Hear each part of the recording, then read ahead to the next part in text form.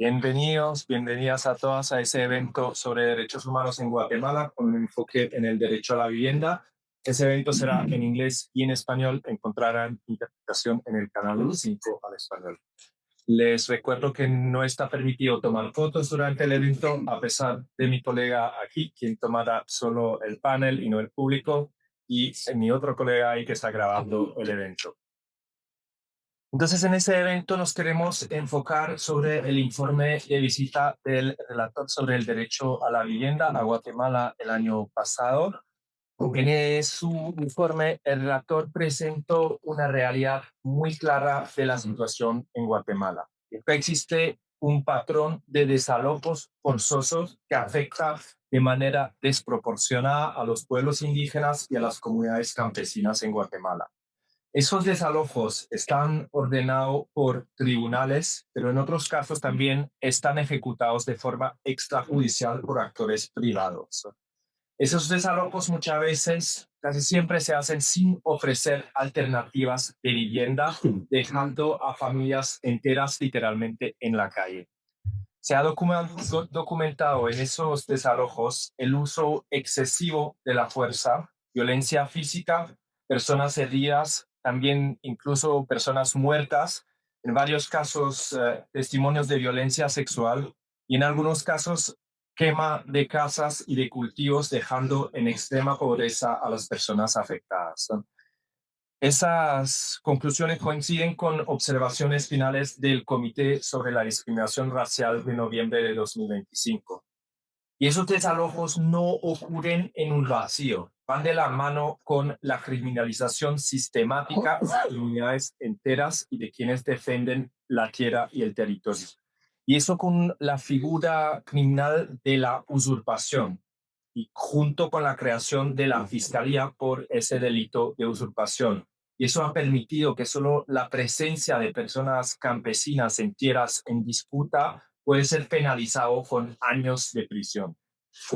Y en ese contexto de criminalización, el relator, Laura Cruz, pero también la relatora sobre la independencia de jueces han señalado que se han preocupado por la falta de independencia del sistema de justicia.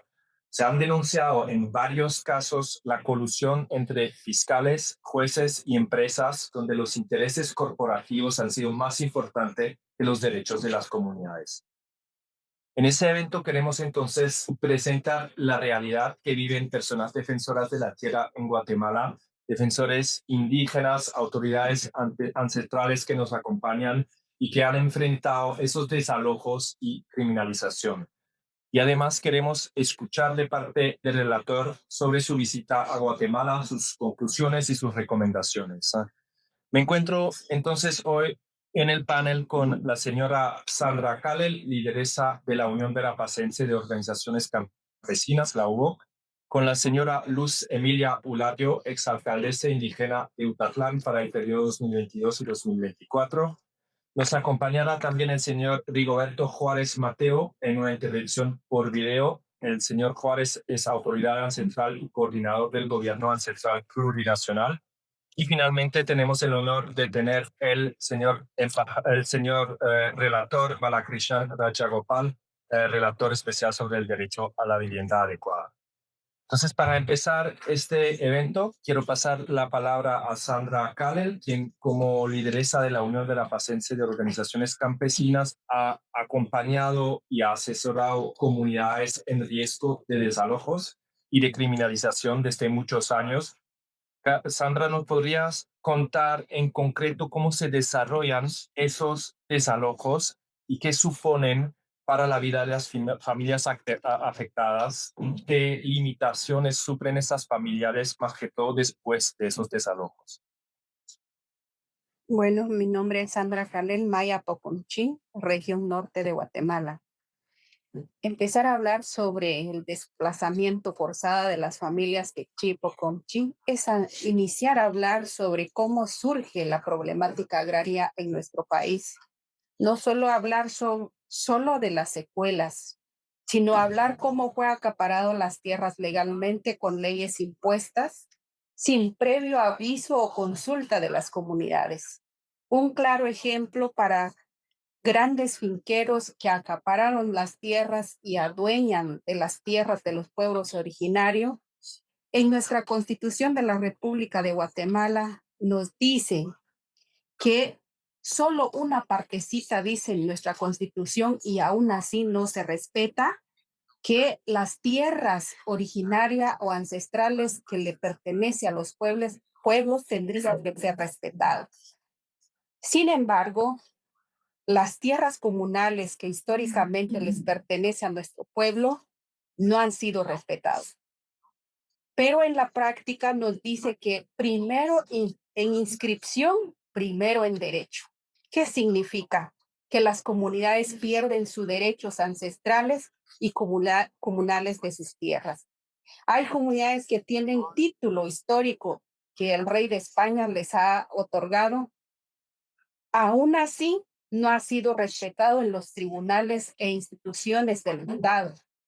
Es ahí donde inician los desalojos, la criminalización, la persecución hacia las comunidades. Solo la organización UBOC en los últimos 5 años han sido desalojados a 8 comunidades en las Verapaces. Solo estamos hablando de las Verapaces. Más de 10,000 familias han sido desplazadas forzadamente. El último desalojo fue en enero 2025, donde fueron desalojados a 36 familias injustamente. Yo estuve en los 3 desalojos y realmente es penoso, donde nos dicen que los estándares internacionales, los protocolos internacionales, tendría que ser utilizado en un desalojo. Sin embargo, nunca han sido utilizados en las comunidades. En la comunidad La Jetquej del municipio de Tucurú, 36 familias fueron desalojadas. Nos dicen que han sido pacíficos. Realmente nos preguntamos si es pacífico, porque yo cuando estuve ahí, miré los niños desde temprano a las 6 de la mañana, llegan 3,000 policías, llega el supuesto dueño, llega el Ministerio Público, llega el juzgado. Y alrededor de donde están viviendo las comunidades está rodeado por hombres armados que es contratado por los supuestos dueños. Y 4 derechos fundamentales que realmente deberíamos de tener como derechos, como humanos que somos, que es el derecho a la vivienda digna, el derecho a la salud, el derecho a la educación. Sin embargo, de los 4 elementos nunca ha sido respetado en las comunidades. Además de eso, hay 50 órdenes de captura registrados por la organización UBOC, porque hay más organizaciones hermanas que también cuentan con orden de captura.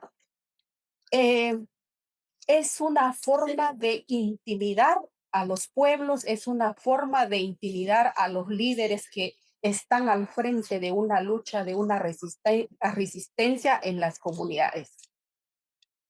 Además de eso, han llegado en la cárcel en los últimos 5 años a 10 compañeros y 2 de ellas son mujeres condenadas por 5 años. Y son 300,000 quetzales por cada una de las mujeres que van a pagar por daños y perjuicios. ¿Por qué daños y perjuicios si realmente les pertenece históricamente las tierras? Además de eso, hace 6 años desapareció a un líder comunitario que aún hoy no se ha hecho justicia. Y además nos preguntamos qué pasa después de un desalojo. ¿Dónde se quedan las familias? ¿Dónde se educan los niños? ¿Dónde queda la salud de los niños? ¿Y dónde van a vivir? ¿Y dónde quedó la alimentación que tenían sembrados ahí?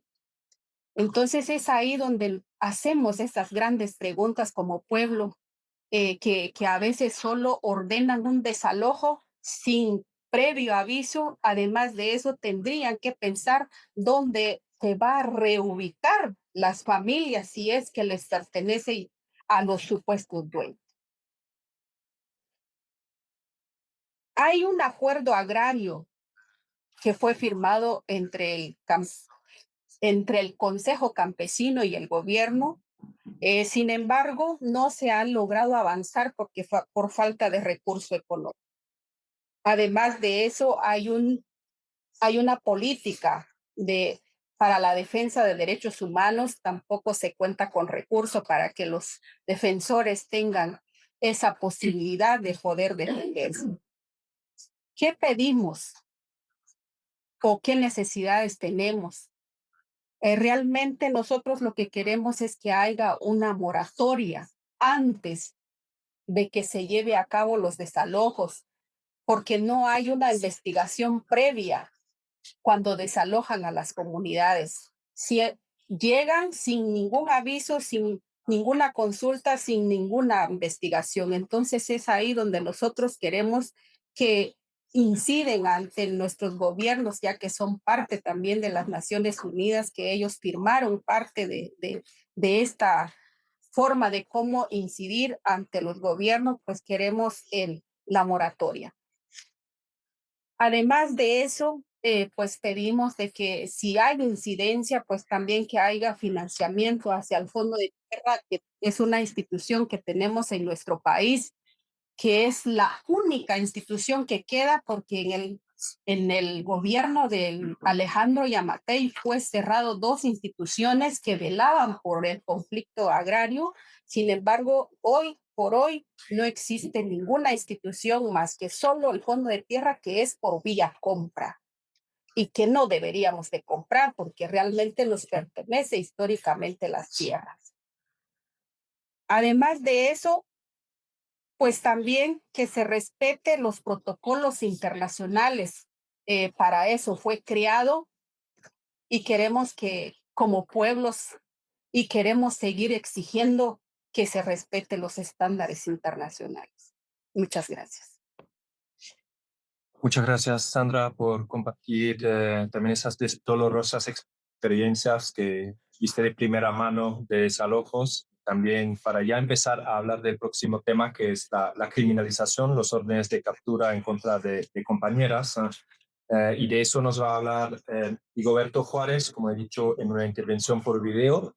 El señor Juárez es criminalizado por su labor en la defensa del territorio. Inicialmente era pensado que iba a venir hoy a Ginebra también para participar en ese evento, pero no pudo viajar porque la Corte de Constitucionalidad le confirmó la sentencia en su contra bajo cargos de coacción, y muchas organizaciones guatemaltecas e internacionales han señalado que se trata de una criminalización infundada y motivada por su oposición pacífica a proyectos extractivos y hidroeléctricos en Huehuetango. Su intervención nos va a ayudar a comprender cómo la justicia penal se está utilizando para silenciar a quienes lideran procesos comunitarios y defienden el territorio. Skabele kule más anil ma kerchelo hegila hun yechel estila karchuga onsal kolalair yetun kualti. Soy Rigoberto Juárez Mateo Maya Canjobal, autoridad ancestral del Gobierno Central Plurinacional de las Naciones Originarias Maya Cateca, Maya Chuj, Maya Canjobal. Hoy estamos ante las tres energías del Ajau Naval Ik, del calendario sagrado. Tengo la oportunidad de compartir mesa y compartir este evento con el señor Balakrishnan Rajagopal. Perdone si no mencioné bien su nombre. Es el relator especial a la vivienda adecuada de las Naciones Unidas. En el marco de la criminalización hacia autoridades ancestrales mayas en Guatemala, hoy tengo la posibilidad de denunciar ante el mundo entero que he sido objeto de 3 procesos judiciales en el país. Después de estar 16 meses en la cárcel, fui absuelto por el Tribunal de Mayor Riesgo de la Corte Suprema de Justicia de Guatemala. Un proceso lo tuve que enfrentar por las pretensiones de instalar una hidroeléctrica en el municipio de Santa Eulalia. Otro proceso lo tuve que enfrentar igualmente por la pretensión de instalar otra cadena de hidroeléctricas en el municipio de Santa Cruz Barías, y asimismo también enfrenté juicio por la pretensión de instalar otra cadena de hidroeléctricas en el municipio de San Mateo Ixtatán de la nación Maya Chú. En ese proceso fui absuelto al quedar demostrado que el Ministerio Público nunca pudo presentar las pruebas con las cuales se me acusaba. Y en su razonamiento de la presidenta del tribunal dijo que me absolvía al ver que no había ninguna razón para la persecución en mi contra. Sin embargo, el Ministerio Público presenta apelación ante la Sala de Apelaciones de la Corte Suprema de Justicia. Esta entidad, abusando de su poder y trastocando los principios de legalidad, me impone una condena por un delito que nunca fue posible la presentación de pruebas. El delito de detenciones ilegales, con lo cual pues se me sentencia a 8 años de cárcel inconmutables. Totalmente ilegal, ya que la Sala de Apelaciones no tiene esa potestad de imponer justicia e imponer sanciones. E incluso se me niega el derecho a la defensa y a la tutela judicial. Sin embargo, seguí el proceso y se presentó un amparo ante la Corte de Constitucionalidad, precisamente por la violación de mis derechos a la defensa. Sin embargo, esta Corte de Constitucionalidad, también abusándose de sus roles, le da la razón a la Sala de Apelaciones, totalmente nefasta esta decisión, y me condena prácticamente a 8 años de cárcel. Esta situación la estamos padeciendo las autoridades ancestrales que defendemos nuestro derecho a la vida, defendemos el derecho a nuestras tierras y territorios, sobre todo cuando también se imponen proyectos que no son el consentimiento, que no han tenido el consentimiento libre de nuestras comunidades. El relator, pues, destaca en su informe las peores condiciones que se viven estando en el exilio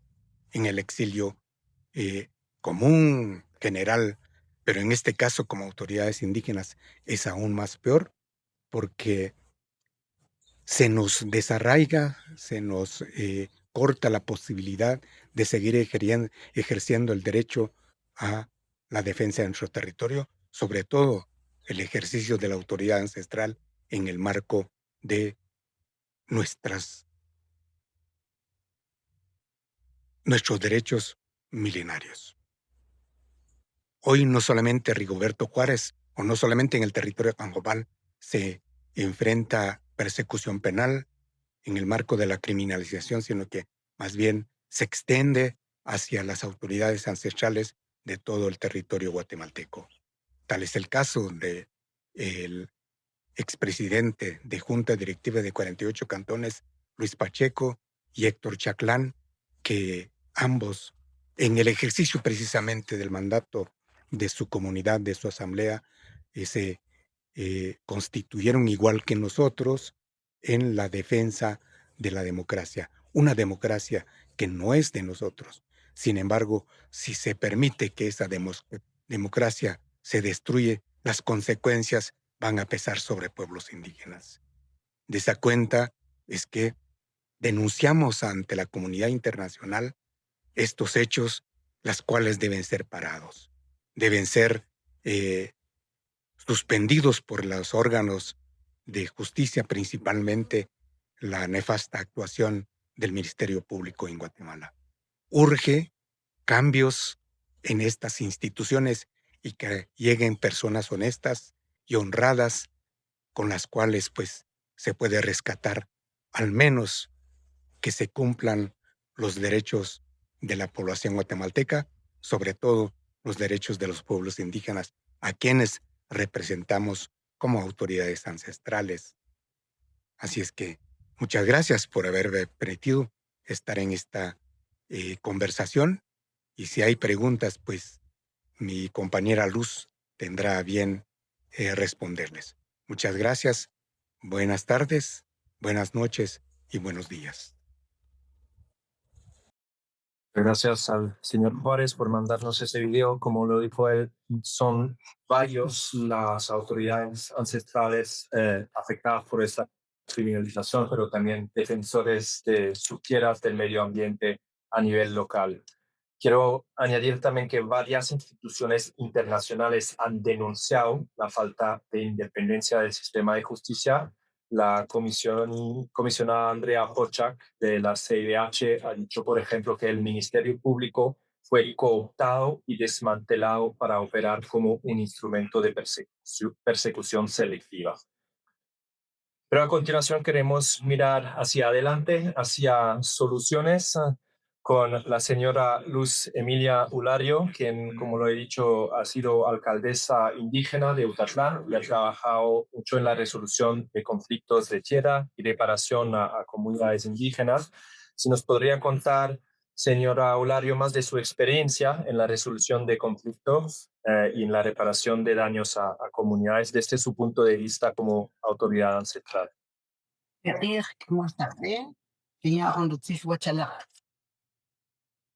Soy Luz Emilia Ulario Sabana, soy maya quiché, les digo un cordial saludo en mi idioma.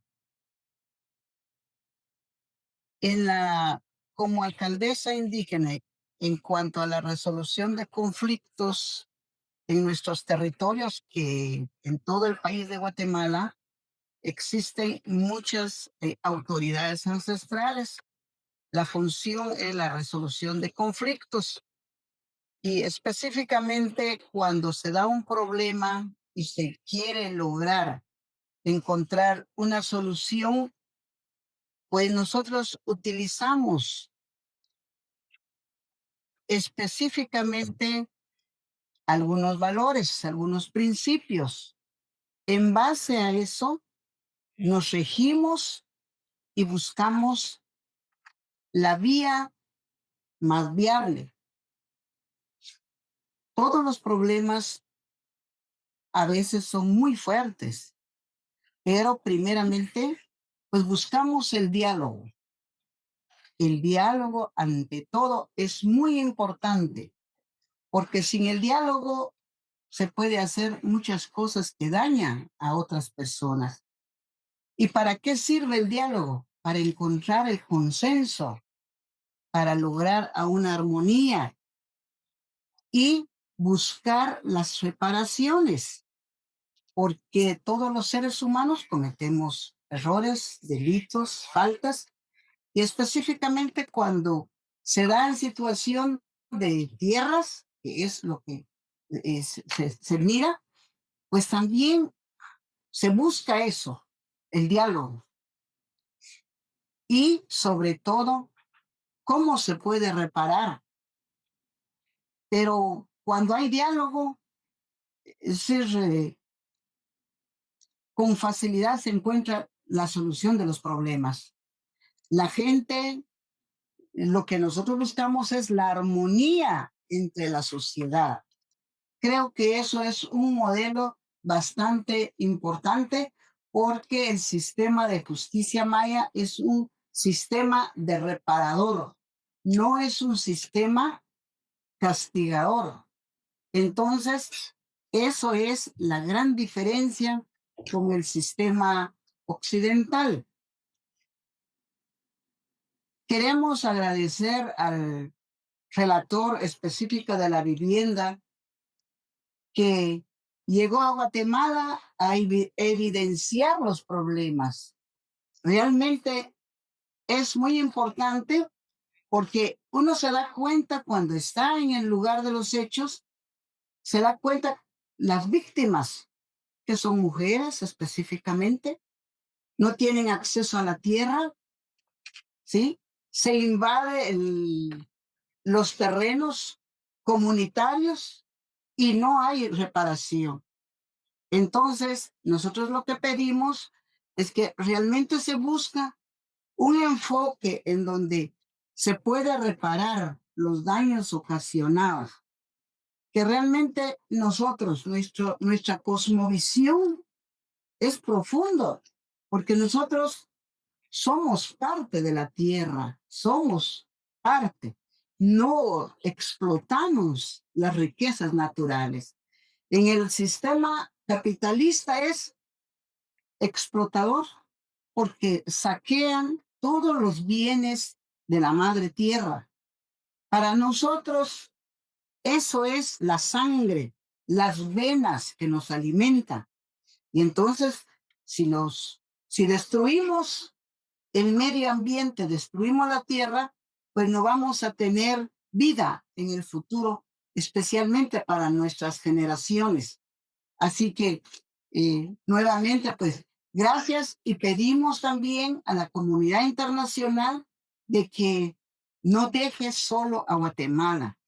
Creo que es un país en donde se está tratando de ver cómo vivir en democracia. Por esa misma razón que las autoridades ancestrales hicimos una resistencia de 106 días para mantener la democracia, y en la democracia debe haber todos los beneficios básicos para las personas. Muchas gracias. Muchas gracias, señora Eulario. Yo creo que varias de las cosas que nos acaba de decir coinciden también con las recomendaciones del señor relator, sobre todo la idea de resolver conflictos a través del diálogo. Y con eso pasamos entonces a esa última presentación y quiero invitar al señor relator Balakrishnan Rajagopal a reaccionar a las intervenciones escuchadas de nuestros panelistas, pero también a presentarnos las conclusiones, las recomendaciones de su informe y quizás hablarnos de los posibles pasos concretos que debe emprender el gobierno para implementar esas recomendaciones. Tiene la palabra, señor relator. Distinguished delegates, members of the panel, and all those present. I want to begin with a simple but devastating fact. Only 3% of Guatemala's population owns the home they live in. 3%. That figure alone tells us something profound about the relationship between land, power, and human dignity in that country. Following a visit in July 2025, I've documented in my country visit report on Guatemala that I presented this week at the Human Rights Council what can only be described as a systemic denial of the right to adequate housing. One rooted not in recent policy failures alone, but in centuries of colonial dispossession, a brutal armed conflict, and a legal architecture that today continues to serve the interests of large landowners over those of indigenous peoples and peasant communities. The deep roots of the crisis are important, and I think they come through very clearly in the presentation that you already heard. To understand the present, my report asks us to look at the past, from colonial expropriation of indigenous communal lands to the liberal reforms of the 1870s that dissolved collective landholding, to a 36-year-old internal armed conflict in which the army perpetrated over 626 massacres. Guatemala's housing crisis is inseparable from its history of violence against its own people.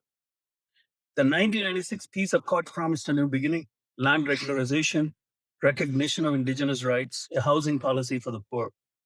Nearly 3 decades later, much of that remains unrealized. The housing deficit stands at 1.6 to 1.8 million homes. At the current pace, it would take 20 years to close that gap. And that assumes the structural land problems are addressed first. Today, roughly 2% of the largest farms occupy nearly 2/3 of all arable land, while 82% of smallholder farmers share just 1/6 of it. In Alta Verapaz, 60% of the land belongs to a single family. Indigenous experts estimate that 70 to 80% of Guatemalan territory is ancestral indigenous land.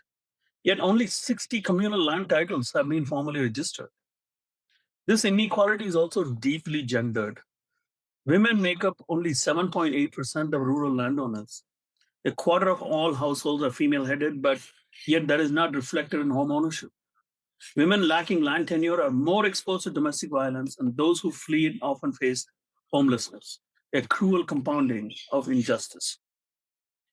The most alarming finding in my report is the dramatic escalation of forced evictions. We heard that, both judicial and extrajudicial, and the degree to which these evictions mirror the scorched earth tactics of the armed conflict.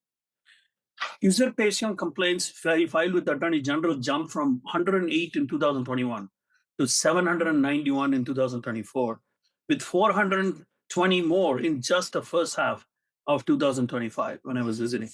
Evictions ordered by the Attorney General's office leapt from 18 in 2023 to 130 in 2024. These are not just numbers. Behind each figure are families who wake up to police at their door, who are given 15 minutes to grab what they can before their homes are burned. The report documented communities that have been evicted not once or not twice, but 12 or 16 times. One Quechua community already displaced during the conflict experienced 16 separate judicial and extrajudicial evictions between 2016 and 2024. Their community leader was imprisoned in July 2025 for the crime of aggravated usurpation on his own ancestral land. Many evictions are extrajudicial, carried out by private security forces and paramilitary groups hired by landowners. Not a single perpetrator of such illegal evictions has been investigated or prosecuted. Sexual violence during evictions has been reported with no follow-up investigations. When evictions happen, children are cut off from school, communities are fragmented, and entire neighborhoods, crops, livestock, traditional clothing, sacred objects are destroyed in the fire. The report also raises serious concerns about the conservation-driven evictions in the Maya Biosphere Reserve, where over 60,000 people in more than 60 communities face the threat of removal from lands they've inhabited for decades, lands that were declared protected areas without their free prior informed consent. Running parallel to evictions is a systematic criminalization of those who resist or defend housing rights. Entire communities face arrest warrants. Thousands of people cannot go to work, grow food, or seek medical care for fear of detention. Human rights defenders, indigenous leaders, lawyers, and judges are being imprisoned, prosecuted, and forced into exile. In 2024 alone, OHCHR documented 145 cases of attacks on human rights defenders in Guatemala. The institutional landscape is equally troubling. No single government body holds clear responsibility for housing and land governance. The Land Fund spends 70% of its budget on staff salaries. The Housing Fund is plagued by allegations of corruption and non-spending. A new Presidential Commission on Land Conflict Management was created, but it has no budget, no executive power, and has not resolved anything as far as I can understand. My recommendations are urgent, concrete, and grouped around 5 priorities. First, immediate moratorium on evictions. Guatemala must immediately halt all forced evictions of indigenous peoples and peasant communities pending resolution of land disputes. The state must provide adequate alternative housing and reparations to those already displaced and ensure no eviction occurs without full procedural protections under international human rights law. Second, legal recognition of collective and ancestral land rights. Guatemala must reform its land tenure system to fully recognize communal, cooperative, and customary indigenous land ownership. The usurpation law must be overhauled so it cannot be weaponized against communities with legitimate ancestral claims. A comprehensive land census should be undertaken with indigenous communities as partners. Third, end the criminalization of land defenders. All arrest warrants and prosecutions, including for usurpation, targeting individuals and communities who are peacefully occupying and defending ancestral lands, must be reviewed. The pattern of prosecution of human rights defenders, judges, and lawyers stop. And I met some judges and lawyers who have fled abroad because it's too unsafe in the country. And those wrongfully convicted must be released and rehabilitated. The new national policy for the protection of human rights defenders must be genuinely implemented. Fourth, genuine institutional reform and accountability. A single, well-resourced institution with a clear mandate over housing and land governance must be established. The Land Fund and Housing Fund must be thoroughly reformed with transparent reporting on expenditures and beneficiaries. Corruption must be investigated and prosecuted. Conservation policies must be redesigned in full dialogue with the affected communities based on free, prior, and informed consent. Fifth, equity at the center of housing policy. Housing programs must be reoriented toward the most marginalized. Indigenous peoples, women, the Garifuna, fishing communities, urban informal settlers, migrants, and LGBTQI persons. The right to self-produce social housing must be operationalized. Women's land and inheritance rights must be enforced. Guatemala should ratify the optional protocol to the ICACR, the Covenant on Civil, Economic, Social, and Cultural Rights, to enable individual complaints of housing rights violations. I commend Guatemala's current government for its express commitment to human rights and for welcoming my mission. They recognize the long historical roots of housing and land crisis in Guatemala. I urge them to act. I visited the memorial of the Panzos massacre, where Quechua people are killed in 1978 for demanding their land rights, and noted that the community is still awaiting an apology. Some things are taking too long. The communities documented in this report are not asking for charity. They're asking for recognition of their territory, of their history, their rights, and their humanity. The right to adequate housing is not a luxury. It's a foundation upon which all other rights rest: health, education, safety, and dignity. Guatemala has the legal frameworks, the international obligations, and with political will, which I believe exists now, the capacity to change course. What is required now is not more studies of commissions with more budget, with no budgets. What is required is action, a moratorium on eviction, recognition of ancestral rights, an end to criminalization, and resources directed at those who need them the most. Thank you. Muchas gracias, señor relator, por esas palabras muy claras. Ese informe ha sido muy importante para la sociedad civil en Guatemala y la sociedad civil internacional observando la situación allá. Queremos dar las gracias a su mandato para ese informe. También, como lo ha dicho, al gobierno de Guatemala por aceptar esa visita. Las recomendaciones las vemos también muy claras y dan pasos muy claros a cómo mejorar la situación para el gobierno y resuenan con la sociedad civil. Con eso entonces nos quedan todavía 20 minutos, entonces me gustaría abrir por si hay comentarios o preguntas desde el público. Señor embajador Cali, muchas gracias por estar presente en nuestra presentación y con gusto le doy la palabra. Muchas gracias.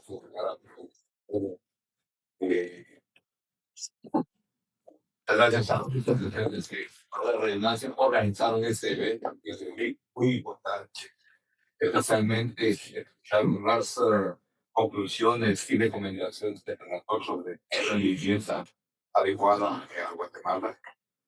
Eso demuestra de que el gobierno del presidente Arevalo tiene una apertura a los mecanismos especializados para que se necesita o que una visita a Guatemala.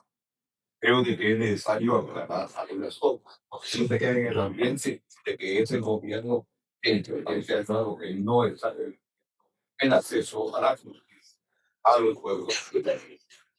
Tenemos que recordar que salimos de un conflicto armado de 6 años de guerra. Son 442 aldeas fueron totalmente arrasadas, donde en menos de 18 meses 20.000 personas fueron asesinadas, donde un país tuvo 45.000 desaparecidos y donde el más de personas. Este es el sistema que el presidente Arevalo encuentra. Un sistema de justicia en el cual ha sido secuestrado y que las elecciones que se están dando este mes en Guatemala son bastante importantes. Creo que ya el triunfo de la oposición, y me refiero a la oposición de la concesión de la Universidad de San Carlos el día de ayer, donde una aplastante victoria hubo con respecto a la cuestión de que ya son 13 colegios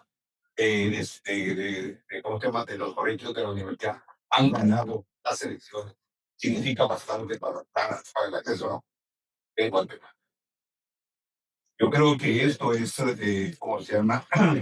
Es bastante importante. Quisiera decir también de que el presidente Arevalo ha reconocido la compasión que hay en la aplicación de la justicia, donde se persigue a los defensores de la democracia, porque han sido los defensores de la democracia los que han estado siendo encarcelados. Y se beneficia a los criminales. Entonces yo creo que eso sí es una cuestión que hay que dejar claro también aquí en este evento, de que no ha sido el presidente Arevalo, ese gobierno no ha sido, ha hecho todo lo posible para hacer acceso, a que tengan acceso las comunidades de los pueblos.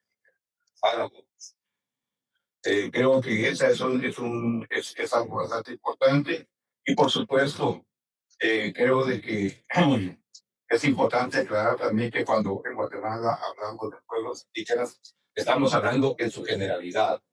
Pueblo Maya, pueblo Garífuna y pueblo Xun. ¿Sí? Entonces, cuando hablamos de los pueblos individuales, estamos hablando del pueblo Maya, del pueblo Xinca, del pueblo Maya. Cuando hablamos de pueblos indígenas, hablamos de los tres pueblos. Hay otra cuestión también bastante importante y me alegra mucho que el relator nos dé la información de que hay 60 sitios comunitarios ya registrados. Eso es bastante importante porque todavía hace 3 años yo tenía entendido de que no había ninguno.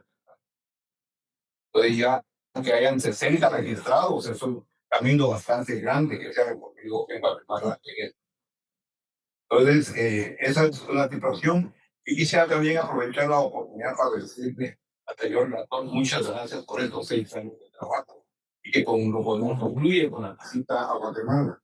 Es de suma importancia para nosotros que el relator haya ido a Guatemala y entregado el informe en el camino de su hogar.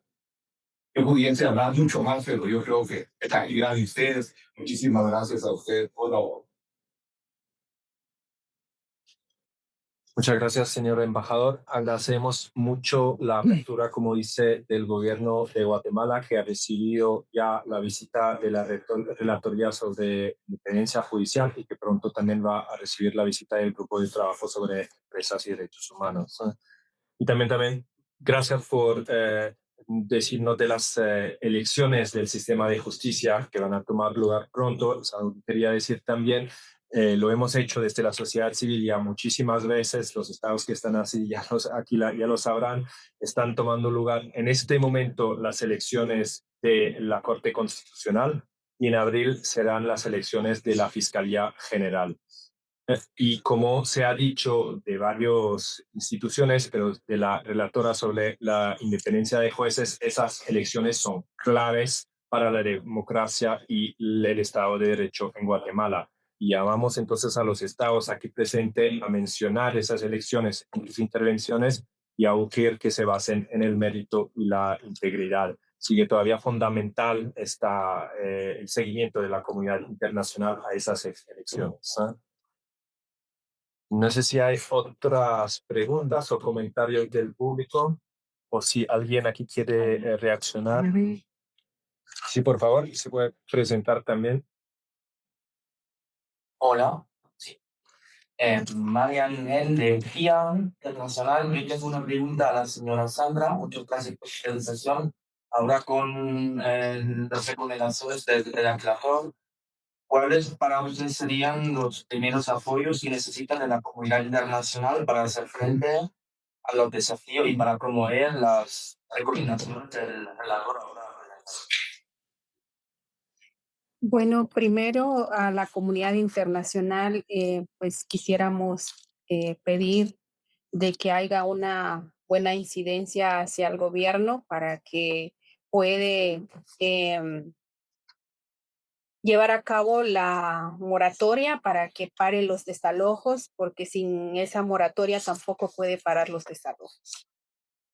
Y el otro es también para poder sacar en la cárcel de muchos de nuestros compañeros y compañeras, también se necesita mucho apoyo legal, o sea, asesoría jurídica. Y es cierto lo que dice el embajador de que el gobierno Arévalo pues ha tenido la voluntad política, pues también nosotros tenemos pues esa conciencia de que está avanzando un poco en nuestro país. Sin embargo, en el sistema judicial, pues también sabemos que ha sido cortado. Sin embargo, en la parte ejecutiva también se necesita mucho recurso para que se implementen las políticas y acuerdos que necesitan en el tema agrario. Gracias.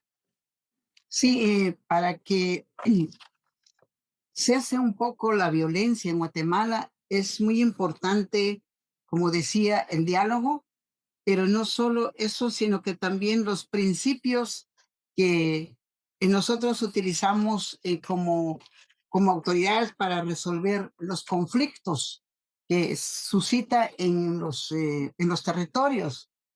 Hay principios, el principio de la palabra, el valor de la palabra. En la actualidad, pues tenemos que recurrir a muchos documentos legales. Anteriormente nuestros abuelos con la palabra era suficiente, entonces porque tenía un valor muy importante.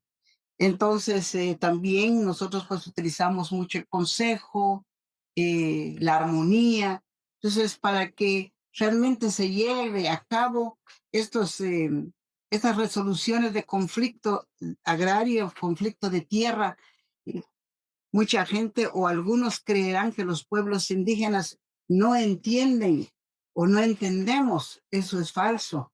Nosotros entendemos, comprendemos muy bien cuando hay diálogo y yo creo que eso sería las recomendaciones para que las empresas especialmente, porque ellos son los que eh, ellos sí son los que usurpan, los que invaden los territorios y prácticamente se valen porque tienen documentos, en muchos casos, o casi el 100% son documentos ya falsificados porque eh, hay títulos de las comunidades. Gracias. Muchas gracias. Tenemos todavía un poco de tiempo para comentarios o preguntas. Muchas gracias. Y yo quisiera preguntar a doña Luzumía, dado que usted tenía una función de alcaldesa en la comunidad, ¿cómo ha sido enfrentar estos retos de una mujer indígena para superar ese 7% de la población de la tierra que el relator nos marcaba en su informe? ¿Y qué necesitaría el Estado implementar para que porcentajes aumente? Sí, en la situación, el caso de nosotros las mujeres, pues las mujeres especialmente mayas, pues sufrimos un triple discriminación, uno por ser mujer, dos por ser indígenas y tres por ser pobres. Entonces prácticamente como que nos excluyen de todos los servicios. Entonces yo creo que es una lucha que tenemos que hacer y siempre se ha venido haciendo, ¿verdad? La lucha de estar participando, de estar proponiendo, de estar ejerciendo los cargos, pero eso no es un regalo. Eso ha costado mucho porque conocemos bien que la sociedad también es patriarcal, es machista, es excluyente.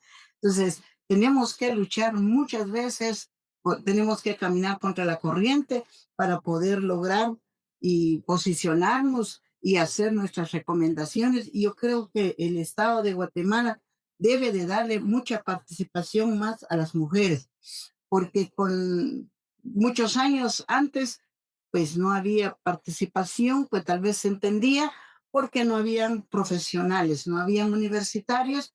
Y ya en la actualidad, ya en Guatemala hay mucha gente preparada, hay mucha gente que pueden ya ocupar cargos públicos para ir pues bajando ese número, porque por lo menos ahorita en el ministerio solo una mujer hay de todos los ministerios, una mujer indígena. En el Congreso de la República, una mujer nos representa, que habla por las mujeres, una.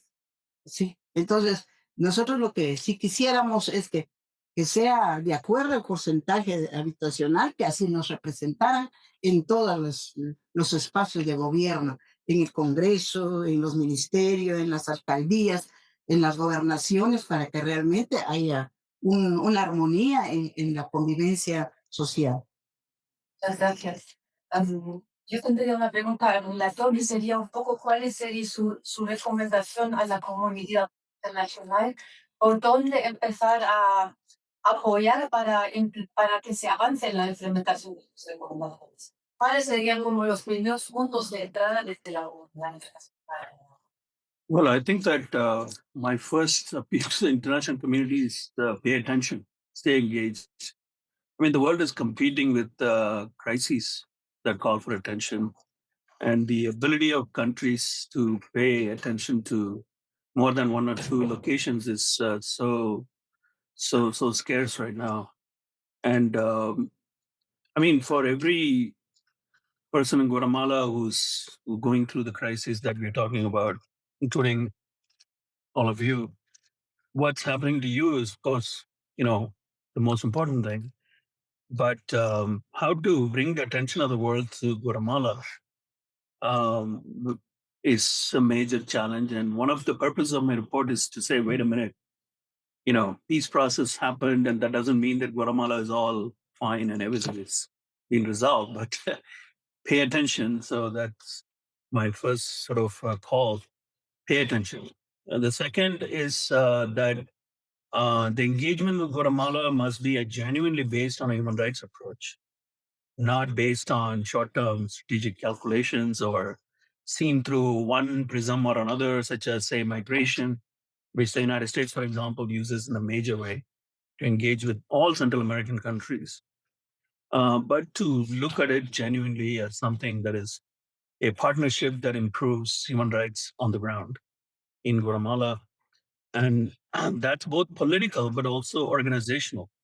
For example, I recommend in the report that bilateral and multilateral investment treaties contain a commitment to human rights due diligence, as it's required under international law and also under regional laws. For example, the recent European Union due diligence directive requires it. So why shouldn't they do more of it? And I see many delegates from European countries here, including European Union. So this is a call on you, actually. Do something, act. And I also think that business interests, including business and development projects, should really up the game and really recognize that if they conclude business deals for activities in Guatemala, they have to come in with their eyes wide open about the history of the country and the total exclusion of indigenous and other people from benefits. So in my view, I don't think it's justifiable for development projects to happen in Guatemala anymore without a real commitment to benefit sharing, for example. And I found still projects where, for example, hydro project in, can't remember, it was Alta Verapaz or one of the other central provinces, but a hydro project gets established, people get displaced, all of them indigenous. They get nothing, not even electricity, which is producing, by the way, for the country, but they don't get any of it. And this sort of development is not really development, it's plunder. That's what it is. It's extraction and plunder. And I also think that the commitment to support civil society groups and to address historical injustice is extremely important. Because while the current Arevalo government is very open to civil society and other activities, it's a moment of openness right now. But Guatemala's history goes through ups and downs, and it's very important that this commitment to civil society be institutionalized thoroughly, and that institutional barriers that may exist for the full exercise of the rights, including the ability of civil society groups to use the opportunities for bringing justice that didn't exist, for example, say 10 years ago, must not be shut off. They must be fully established or reestablished. For example, the belief among many civil society groups that told me when I was there that is no longer, they believe that it is no longer possible to approach the Constitutional Court for amparo remedies. But when I met with the Constitutional Court and the president, I directly asked her, I said, is it true that amparo remedies have been shut off? Can you share a copy of this opinion where you did it? And what's the legal rationale for that? And she said, no, absolutely untrue. In fact, they have not been shut off and people should use it. So I put it in my report. So you all should know, by the way, that amparo remedies are available legally. Well, test it, see if they mean what they told me, right? So I think, it's very important that civil society groups, are fully enabled and strengthened to fully defend the rights of all Guatemalans. And that's the other message that I would send to the rest of the world. Muchas gracias, señor relator, por esas palabras muy claras, esas recomendaciones a la comunidad internacional, pero también a nosotros como sociedad civil. Y con eso podemos cerrar el evento a la hora. Muchas gracias de nuevo a los panelistas por sus análisis, sus experiencias, por traer las voces y las realidades de las comunidades afectadas. Un agradecimiento especial al señor relator por su visita a Guatemala y, como ya se ha dicho, también por su gran trabajo en su mandato de 6 años. Muchas gracias a ustedes por su atención y buena continuación de su sesión.